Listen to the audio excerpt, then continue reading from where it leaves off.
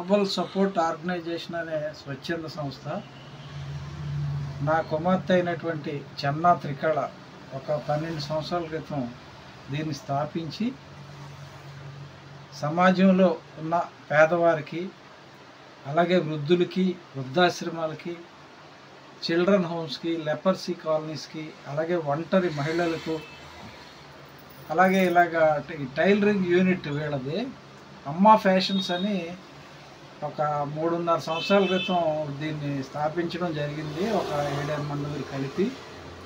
అప్పటి నుంచి కూడా మేము వీరికి చేయూతను అందిస్తూ వీరేదో అందరూ వృద్ధిలోకి రావాలని చెప్పేసి ఒక 3 సంవత్సరాల క్రితమే 1 లక్ష రూపాయలు వీళ్ళకి ఇచ్చి మెటీరియల్స్ కొనుక్కొని వీళ్ళందరూ కలిసి ఒక యూనిట్గా ఉండి తయారు చేసి బయట మార్కెట్లో అమ్ముకోవాలని చెప్పి మంచి ఉద్దేశంతో మా డానర్స్ ద్వారా మేము సహాయం చేయడం జరిగింది. అయితే ఏమైందంటే మధ్యలో కోవిడ్ రావడం ఒకటి, తర్వాత వీళ్ళు గవర్నమెంట్కి సంబంధించిన యూనిఫామ్ కాంట్రాక్ట్ ఏదో తీసుకొని దానికే భారీగా, అంటే వీళ్ళ స్థాయికి ఎక్కువ 2.5-3 లక్షల రూపాయలు వాళ్ళకి వర్క్ చేసేసారు. అయితే ఎవరి ద్వారా అయితే చేశారో అతను ఆ డబ్బులు వీళ్ళకి ఇప్పించలేకపోయాడు. అంటే మరి ఏమైందో తెలీదు. అప్పటి నుంచి కూడా వీళ్ళు ఎలాగైతే అలాగా ఏదో కష్టపడతాం పాపం, ఎక్కడో బయట వడ్డీలు తేయడం దానికే సరిపోయింది. ఈ మధ్యన మళ్ళీ మేము ఎవరో జీతాలకు కూడా పెట్టి వాళ్ళతో వర్క్ చేయించడం కొంచెం ఇబ్బందిగా ఉందంటే ఈ మధ్యనే మళ్ళీ వాళ్ళకి వచ్చి జీతాలు కూడా ఇవ్వడం జరిగింది. అయితే ఇప్పుడు ఎవరికైనా సహాయం చేసే వాళ్ళకి ఎవరైతే లబ్ధి పొందారో వాళ్ళు వృద్ధిలోకి వచ్చి వాళ్ళందరూ బాగుంటే ఇచ్చిన దాతకు కూడా చాలా సంతోషంగా ఉంటుంది. అయితే వీళ్ళకి ఆ ఇబ్బంది వలన కొంచెం బాగా నలిగిపోయారు. ప్రస్తుతం ఏంటంటే ఏదో ఒక పెద్ద షాపుల నుంచి లంగాలు కుట్టే కాంట్రాక్ట్ ఏదో వచ్చింది, మాకు కటింగ్ మిషను, ఫోల్డింగ్ మిషను మీరు ఇప్పిస్తే ఇప్పుడు మంచి బాగా స్పీడ్గా మేము చేసుకొని పాతవన్నీ కూడా సరి చేసుకుంటామని మళ్ళీ కోరడం జరిగింది. వెంకటరమణారెడ్డి గారు అనే దాత ద్వారా ఇది ఫోల్డింగ్ మిషన్ రాజస్థాన్ నుంచి తెప్పించాం. అలాగే కటింగ్ మిషన్, అది కటింగ్ మిషన్ కూడా ఇక్కడ లోకల్గా దొరికింది, కొన్నాము. 2 కూడా సుమారు ఒక 15,000 రూపాయల వరకు కూడా అయినాయి.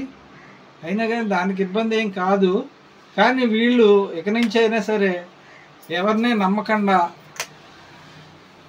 చాలా జాగ్రత్తగా క్రమశిక్షణతో చేసుకొని వృద్ధిలోకి రావాలని కోరుకుంటూ, అలాగే ఇప్పుడు ఫౌండర్ అయినటువంటి త్రికళ ఏ ఉద్దేశంతో అయితే మీకు సహాయం ఇన్ని సంవత్సరాల నుంచి అలా కొనసాగిస్తుందో దానికి ప్రతిఫలం ఉండేలాగా మీరందరూ కలిసి పనిచేయాలని చెప్పి క్రమశిక్షణతో మెలగాలని కోరుకుంటూ సెలవు తీసుకున్నాం. Thank you. వరలక్ష్మి అండి. ఇది మాకు గ్లోబల్ సపోర్ట్ ఆర్గనైజేషన్ ద్వారా మాకు త్రికళ మేడం మాకు చాలా సంవత్సరాల నుంచి, ఒక 4 సంవత్సరాల నుంచి సాయం చేస్తూనే ఉన్నారండి. అండి మాది షాపు. ఇక్కడ మేము ఒక 10 మంది వరకు వర్క్ చేస్తాము. కోవిడ్ టైంలో మాస్కులు కుట్టి మేము చాలా, మాకు డబ్బులు రాలేదండి. ఒక ఆయన మాకు కాంట్రాక్ట్ ఇచ్చిన ఆయన కూడా రాలేదని అంటున్నారు. మేము తిరిగి అలసిపోయాము. బయట అప్పులు చేసి బయట వీళ్ళు కుట్టిన వాళ్ళకి ఇవ్వాలి కాబట్టి వడ్డీలు తెచ్చి వాళ్ళకి ఇచ్చేసామండి. మేము ఆ వడ్డీలు కట్టుకుని చాలా నలిగిపోతున్నాము. ఆ సమయంలో మేడం గారు ఫోన్ చేసి ఎలా ఉన్నారమ్మా ఏంటి, ఆవిడే చేశారండి. ఎలా ఉన్నారంటే, ఎలా ఉంది పరిస్థితి అంటే, బాధపడకండి నేను ఉన్నాను మీకు అని చాలా ధైర్యం చెప్పారు. అలాగే అప్పటి నుంచి ఆవిడ మాకు సాయం చేస్తూనే ఉన్నారండి. మేము వేరే షాప్ నుంచి ఇక్కడికి మారిపోయాము. ఆ షాప్ కొంచెం బాగుంటలేదని చెప్పి ఇక్కడికి వచ్చేసిన తర్వాత మేడం గారికి చెప్పానండి. సరే ఇలా లంగాలో కాంట్రాక్ట్ ఒకటి వచ్చింది, అదైనా చేసుకుంటాం మేడం అంటే, సరే అయితే జాగ్రత్తగా చేసుకోండి నేను ఉన్నాను, చాలామంది సాయం చేస్తారు మీకు అని చెప్పారు. అలాగే సార్ కూడా మాకు చాలా సాయం చేశారండి. మొన్న అక్కడ ఉండగానే వచ్చి జీతాలు కూడా ఇవ్వలేని పరిస్థితిలో ఉన్నానంటే ఆయన 18,000 మాకు ఇప్పుడు సాయం చేసి వెంకటరమణారెడ్డి గారికి ధన్యవాదాలండి. అలాగే త్రికళ మేడం గారికి, సార్కి, గ్లోబల్ సపోర్ట్ ఆర్గనైజేషన్కి ధన్యవాదాలు.